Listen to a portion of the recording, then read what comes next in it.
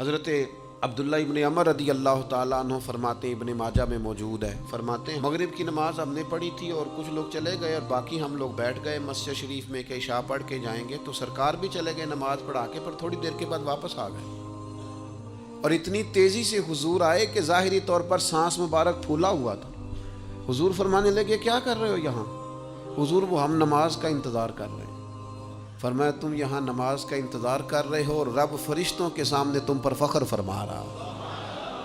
ان دلہ بندے کا مرتبہ کیا ہے اللہ کی بارگاہ میں اس کا۔ حضرت ابی بن کعب رضی اللہ تعالیٰ عنہ صحابی ہیں، نبی کریم تشریف لے گئے ان کے پاس، کریم نے کرم فرمایا، میں نے سنا ہے وہ بن سور کر میری عیادت کو آ رہے ہیں۔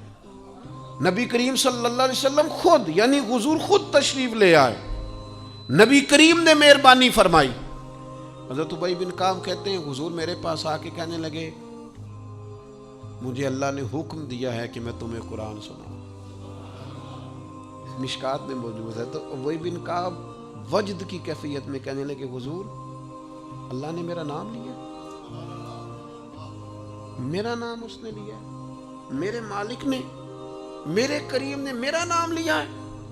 حضور فرمانے لگے ہاں اللہ نے آپ کا نام لیا ہے اور مجھے حکم دیا ہے آپ کو قرآن سناؤں۔ حضرت ابی بن کعب پھوٹ کے روئے، حضور میرے مالک نے میرا نام لیا، میرے مالک نے۔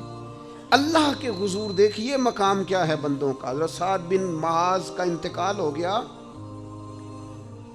نبی کریم ان کے خیمے میں داخل ہوئے جہاں ان کی میت مبارک پڑی تھی، تو حضور ایک قدم یہاں رکھتے ایک تھوڑا ہٹا کے رکھتے۔ یہ بھی لوگ ہیں دنیا سے جا رہے ہیں، یہ بھی ہیں جو دنیا چھوڑ رہے ہیں۔ ان اللہ مرتبہ کیا ہے؟ حضور ایک قدم مبارک یہاں رکھتے ایک ذرا ہٹا کے رکھتے۔ حضور اس کی کیا وجہ ہے؟ فرمایا 70,000 فرشتے آئے ہیں، خیمہ سارا فرشتوں سے بھرا ہوا ہے، ذرا بچا بچا کے رکھ رہا ہوں کسی فرشتے کے پر پیر نہ آ جائے۔ اور جنازہ اٹھا تو حضور فرمانے لگے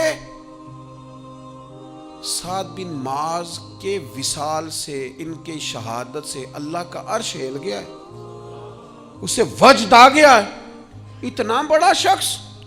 اور صحابہ فرماتے ہیں ہم ان کی قبر کھود رہے تھے تو خوشبوئیں پہلے ہی نکلنی شروع ہو گئی، پہلے ہی خوشبوئیں نکلنی شروع ہو گئی۔ میرے مرنے پہ ہر سو شور مچ جائے گا، دیکھو گے کہنے الوداع سرکار خود تشریف لائیں گے۔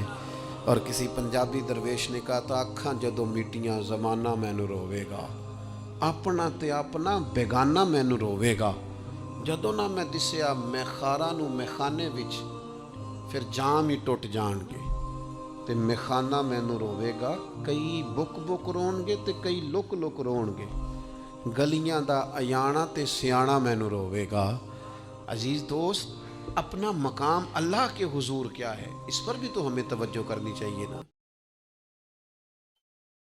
Subscribe.